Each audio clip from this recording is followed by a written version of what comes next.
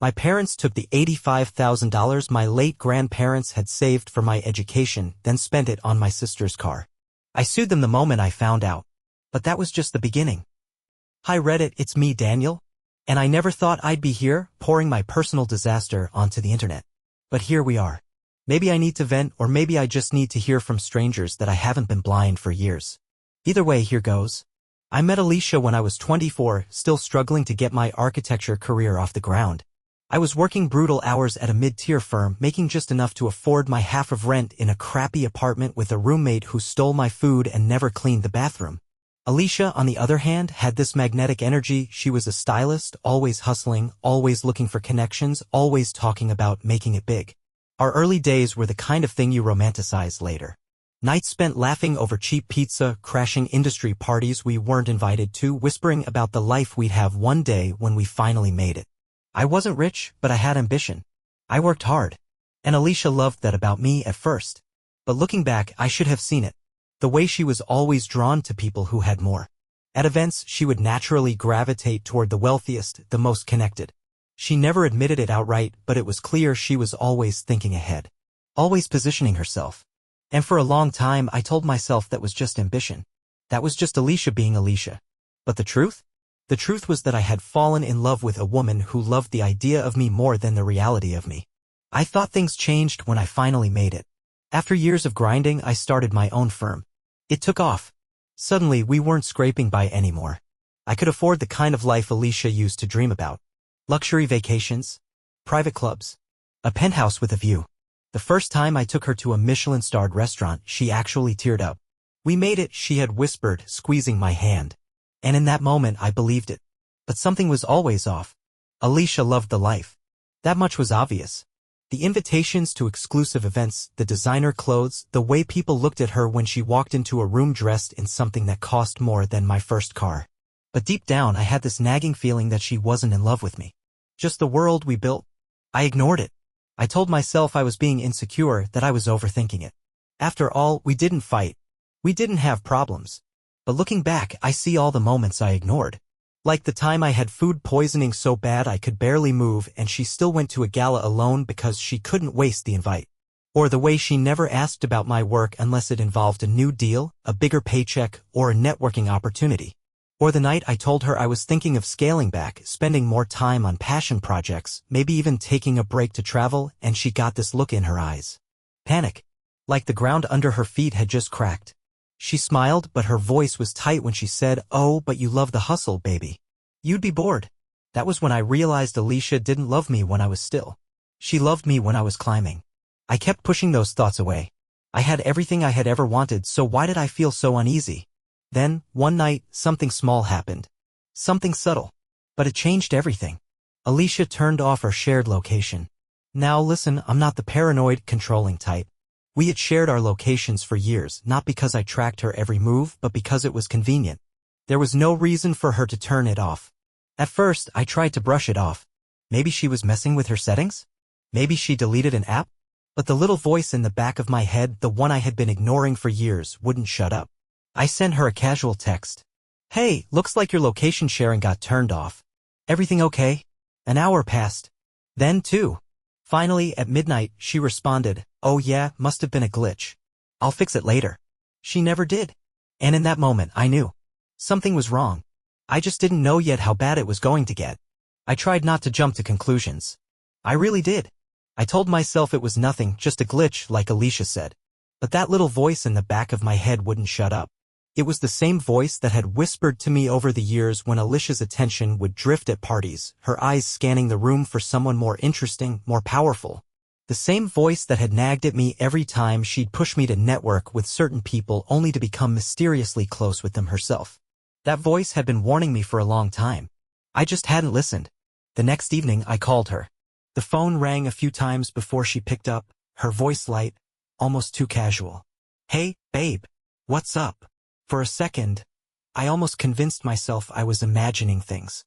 Almost. "You tell me?" I said, forcing a chuckle to keep things light. "You've been kind of MIA this week." She let out a quick laugh, the kind that didn't quite reach her voice. "Oh, just busy.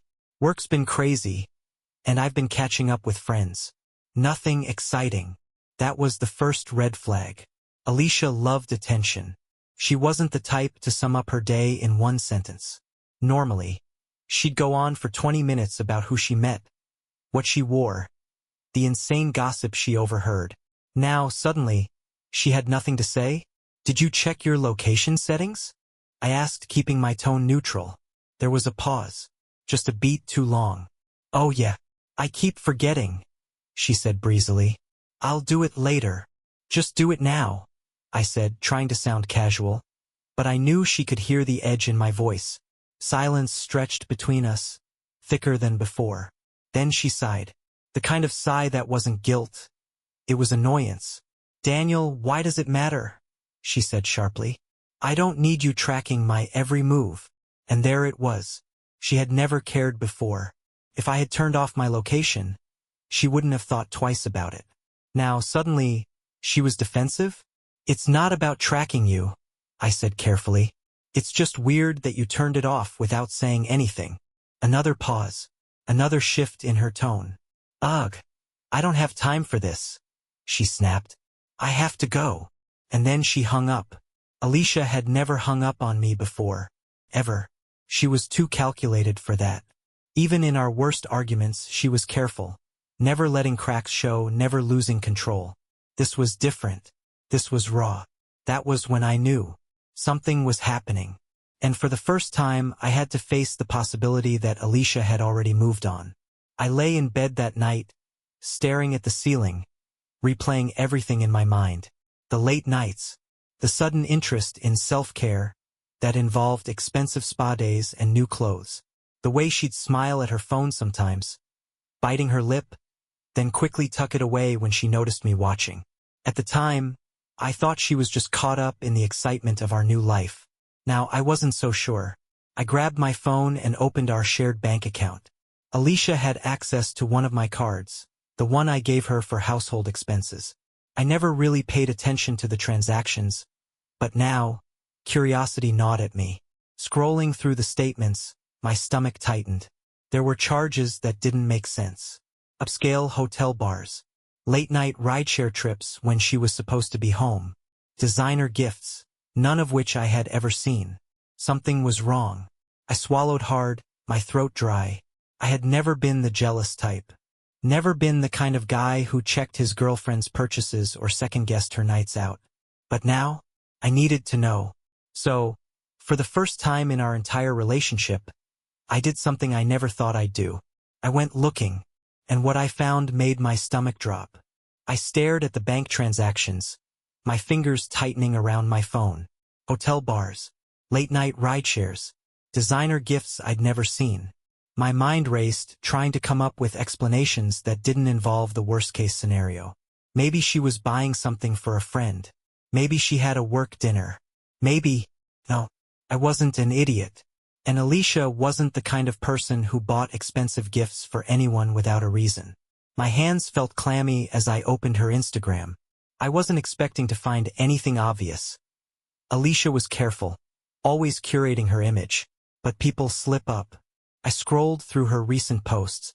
The usual aesthetic coffee shots, outfit of the day mirror selfies, a few photos from a charity event we attended together last month. But then I noticed something strange. Picture from last week. Alicia at an upscale rooftop bar, holding a glass of wine. The caption was simple, a perfect night. Nothing suspicious. Except I knew for a fact that last week, on that exact night, she told me she was at a spa with her friend Hannah. My chest tightened. I clicked on the tagged location. It was one of those high-end lounges that catered to people who had money to burn. I had been there before, usually for business meetings. It wasn't the kind of place Alicia ever mentioned going. I checked the comments. Most were from her usual circle, compliments on her dress, heart emojis, the typical. But then I saw a comment from someone I didn't recognize. A simple flame emoji. A guy. I clicked on his profile. His name was Ryan Carter. I didn't know him, but he looked exactly like the kind of guy Alicia would notice. Confident, stylish, the kind of man who knew exactly how good-looking he was. His page was filled with photos from luxury events, high-end vacations, and expensive watches. He was the type of guy who had made success his personality. And then I saw it. A story highlight from the same night as Alicia's post. A blurry, low-light shot of a wine glass. The same wine glass Alicia had in her picture. My stomach twisted. I wasn't sure what I was looking for, but I kept scrolling through his profile, my pulse pounding. And then I saw something that made my blood run cold. A picture from 2 days ago. Ryan sitting on a white leather couch, a drink in hand. My couch. The caption? Good company. Great views. I shot up from the bed, my heart hammering in my chest. I had been out of town that night. Alicia had texted me before bed saying she was exhausted and turning in early. And yet here was this guy, in my home, drinking in my living room, sitting on my couch. I clenched my jaw, my breathing uneven. I stared at the screen, at the smug way he sat there like he belonged. My mind flashed back to all the moments I had ignored. Alicia's distance. The way she never seemed satisfied even when we had everything. The way she always had her eye on something better. Had I been blind this whole time? Had she been waiting for the right moment to trade up?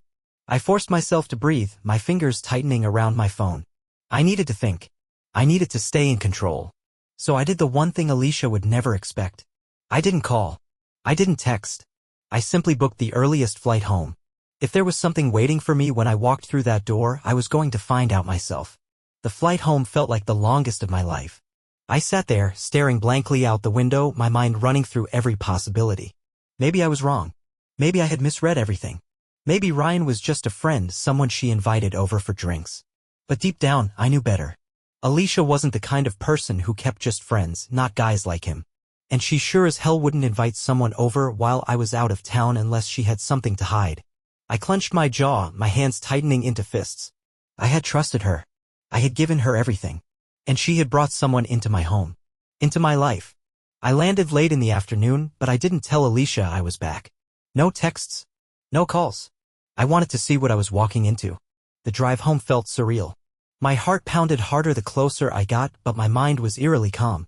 If she was cheating, if she had already moved on, then fine. But she wasn't going to do it under my roof. I pulled into the driveway and grabbed my keys.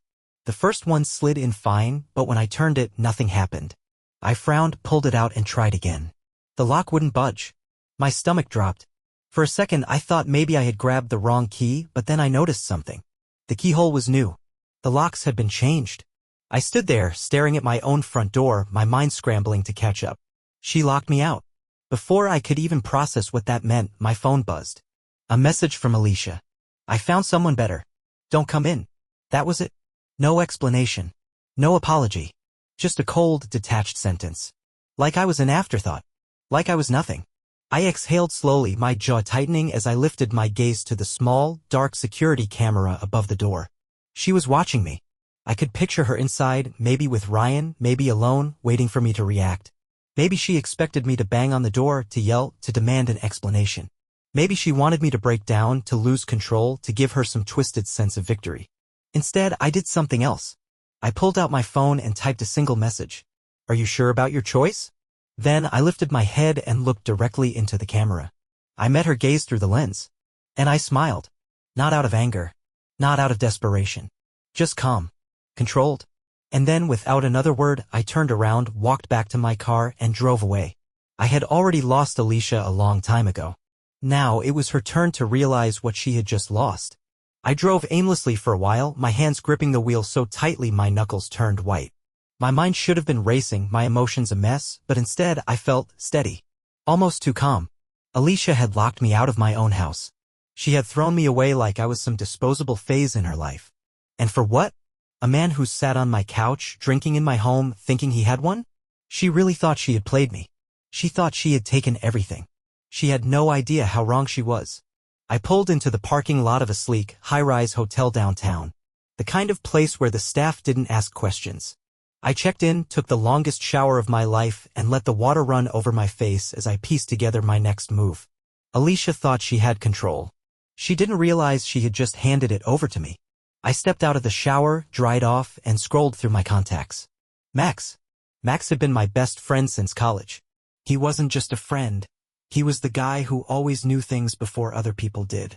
He had a way of getting information, of digging up details that people wanted buried.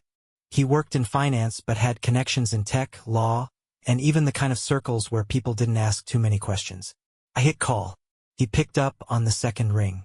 Daniel, thought you were out of town. What's up? I need information. My voice was even, but he must have sensed something in my tone because he didn't ask questions. Who? A guy named Ryan Carter. And while you're at it, check Alicia's financials. I have a feeling she's been spending money that isn't hers. There was a pause. Then damn. This about what I think it's about. I exhaled, rubbing a hand over my face. Yeah. Max sighed. Give me a couple of hours. That was all I needed to hear. I tossed my phone onto the bed and sat down, staring at the city lights through the massive window. I should have been angry. I should have felt devastated. But all I felt was focused. Alicia thought she had outplayed me. She had no idea I was about to turn the game around. 2 hours later, Max called back. His voice was buzzing with energy. Oh man, you're gonna love this. I sat up. Talk to me. Your boy Ryan? Total scam artist. He's not some self-made success story, he's a parasite. He latches onto women who have money, drains them dry, and then moves on. He's done this before. More than once. My jaw tightened. And Alicia? Max let out a low whistle.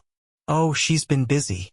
She's been funneling money from your joint accounts, using corporate cards for personal expenses, high-end gifts, first-class flights, shopping sprees. And get this, she bought Ryan a watch. A $10,000 watch. With your money. I let out a slow breath. It wasn't even rage I felt. Just cold certainty. She thinks she won, I murmured. Max chuckled darkly. Not for long. I smiled, but it wasn't a happy smile. It was the kind of smile you make when you know checkmate is coming. Alicia had spent years crafting a perfect life. Perfect image. She thought she had control. She was about to lose everything. I barely slept that night. Not because I was upset. Those emotions had burned out hours ago.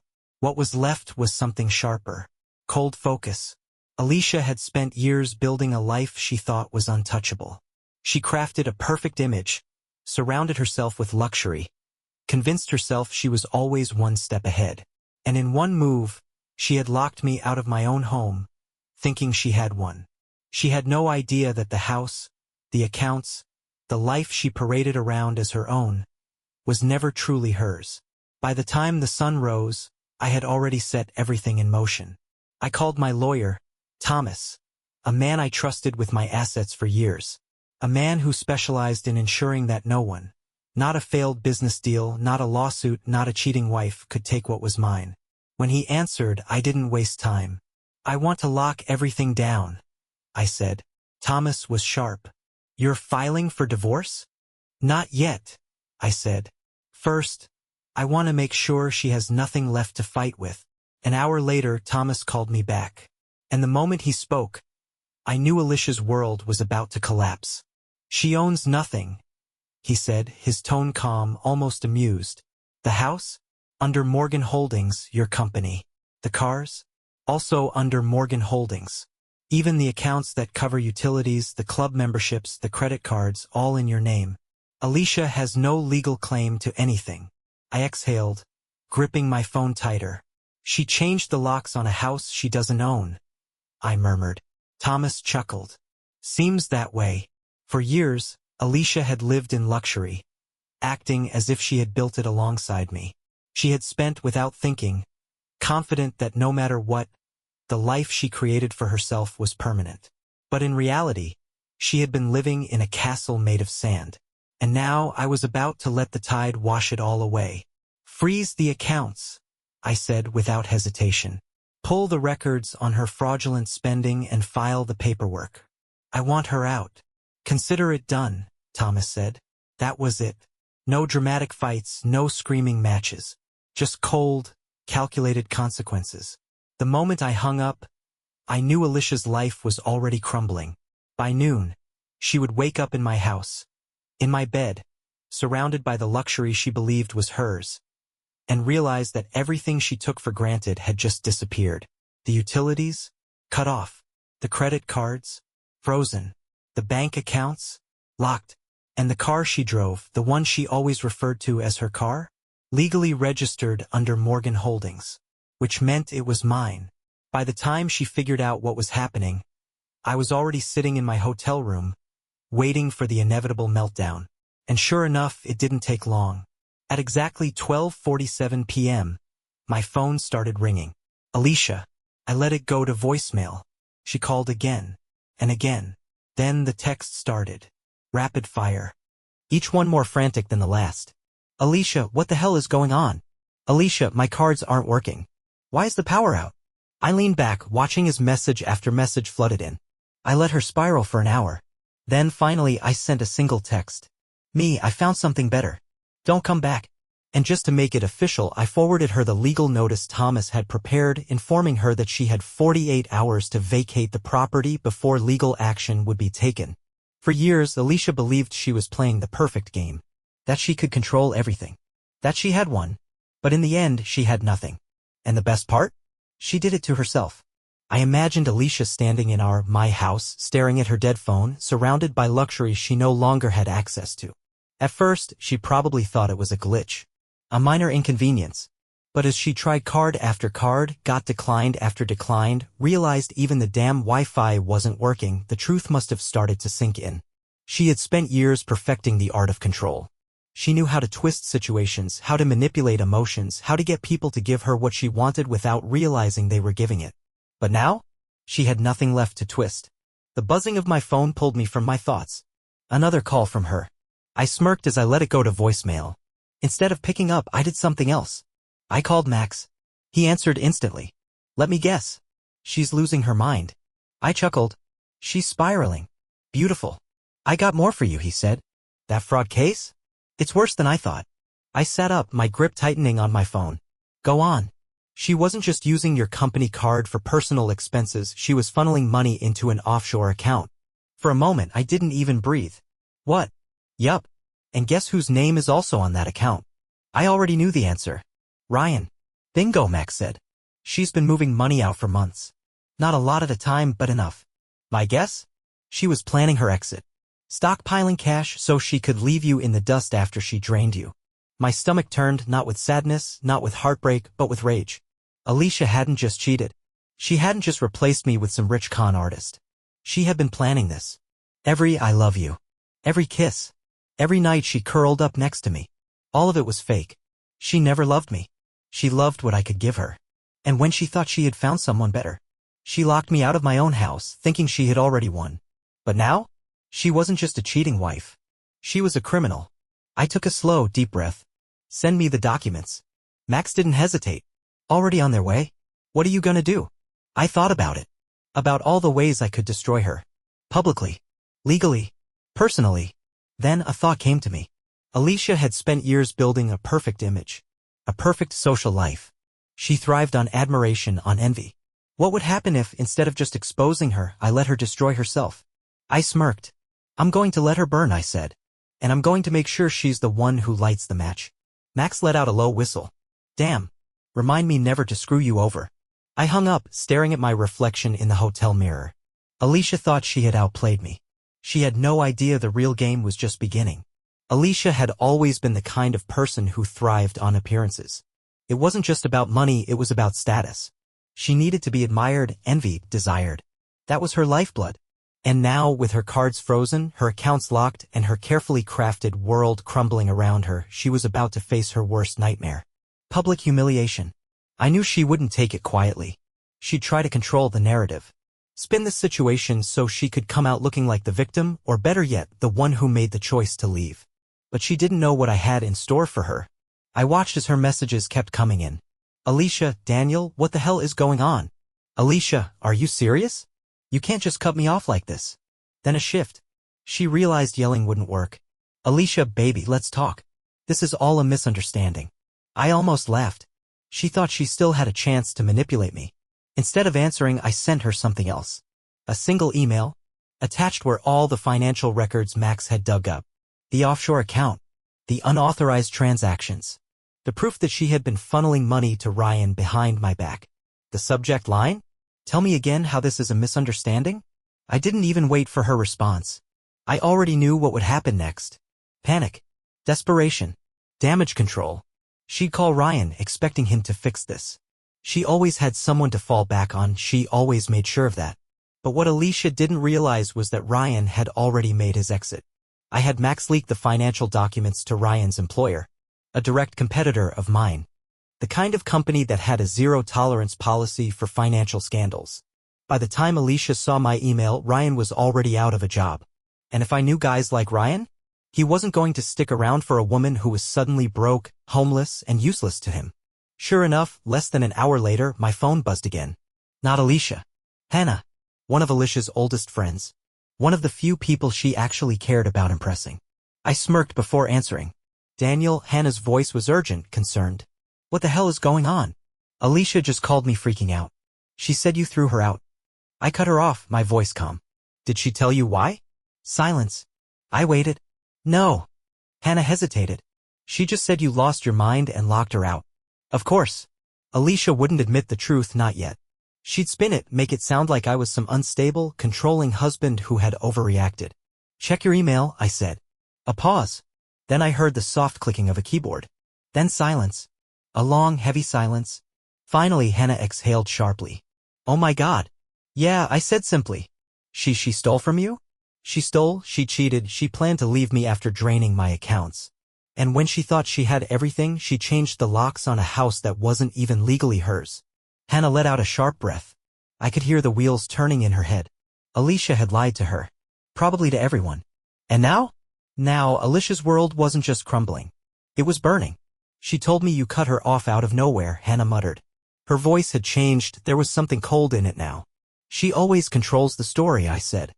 She tells people what makes her look good. More silence. Then Hannah sighed. Well, she's about to lose more than just money. I smiled. That was exactly what I had planned. Alicia hadn't just lost her husband. She was about to lose her entire social circle. Alicia always thought she was untouchable. She believed she could manipulate, lie, and twist her way into the perfect life. That she could cheat, steal, and then walk away without consequences. But the thing about illusions? They only last as long as no one looks too closely. And now? Everyone was looking. By the time I got off the phone with Hannah, I knew the damage had already begun. Alicia wasn't just losing money. She wasn't just losing me. She was losing the one thing that mattered to her more than anything, her reputation. My phone buzzed. Alicia, you bastard. I smiled. Oh, now she was mad? I let the message sit there, unread. Let her stew in the silence, let her feel what it was like to be powerless. Because for once in her life, she had nothing to bargain with. An hour passed. Then another. Then I got a text from Hannah again. Hannah, I just left Alicia's. She's losing it. Crying. Screaming. Ryan isn't answering her calls. I felt something deep in my chest, not sympathy. Not anger. Satisfaction. Alicia had spent years treating people like stepping stones. And now? Now she was realizing she had no one left to step on. I pictured her in that house, my house. Pacing. Panic clawing at her chest. Trying to call Ryan, trying to reach anyone who would still listen. But Ryan? Ryan was gone. Because while Alicia was busy trying to control me, I had already destroyed him. By the time she called, Ryan had already lost his job. His accounts were being investigated. His entire world, built on deception just like Alicia's, was crashing down. And a man like him? He wasn't going to stick around for a woman who had nothing left to offer. I could almost hear her sobbing, her perfectly manicured nails digging into her phone as she dialed again and again, hoping, praying that he would pick up. But he wouldn't. Because Alicia wasn't an asset anymore. She was a liability. And just like she had discarded me, Ryan had discarded her. I exhaled slowly, feeling lighter than I had in years. This wasn't just about revenge. This was justice. Alicia had built her entire life on illusions, on manipulation, on the belief that she could always find a way to win. But in the end, she had lost everything. And the best part? She had done it all to herself. I sat in my hotel room staring out at the city skyline, feeling the kind of peace that only comes after a storm. Alicia had spent years building a fantasy. A perfect life, a perfect image, a perfect illusion of control. And now? Now she had nothing. I could picture her still sitting in my house, surrounded by the shattered remains of her perfect world. No money. No Ryan. No friends left to manipulate. Because by now word had spread. Hannah was only the first domino. Once she found out the truth, the rest followed quickly. Alicia's friends, the people she had worked so hard to impress, they weren't real friends. They were social climbers, just like her. And nothing made them drop someone faster than the scent of failure. She wasn't a woman to admire anymore. She was a woman to pity. My phone buzzed again. Another text from her. Alicia, I don't deserve this. I loved you. I stared at the words, feeling nothing but cold amusement. She loved me? Maybe in her own twisted way she believed that. But love isn't betrayal. Love isn't manipulation. Love isn't stealing from the man who built everything you ever wanted. Alicia didn't love me. She loved what I could give her. And now that it was gone, she was finally feeling what it was like to be disposable. I typed out my final message to her. No, Alicia. You loved the life I gave you. Now you can figure out who you are without it. I hit send. Then I blocked her number. I exhaled, running a hand through my hair, and for the first time in a long, long time, I felt free. No more manipulation. No more lies. No more wondering if the woman in my bed was really looking at me or at the next best thing. I grabbed my jacket and stepped outside into the cool night air. I didn't know exactly where I was going, but I knew one thing for sure. Wherever I was headed, it was finally mine.